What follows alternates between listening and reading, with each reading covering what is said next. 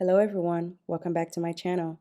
In today's video, I'll demonstrate how to create a super easy, minimal centerpiece using acrylic. It features a beautiful, sleek, and unique design.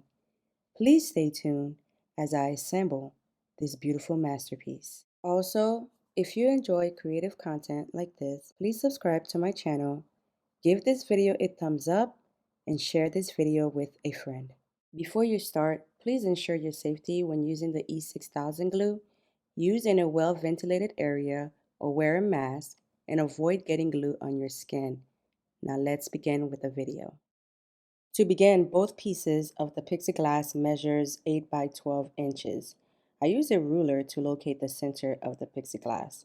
From the center point, I measure 5 inches between where I will be gluing down my acrylic pipe.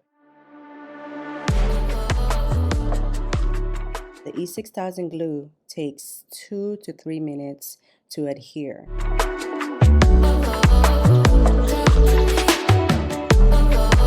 Once you have finished gluing down your acrylic pipes, allow them to sit for 1 hour before proceeding on to the next step. Also, keep in mind that only a small amount of glue is necessary for your acrylic to cure. I did let my centerpiece dry overnight.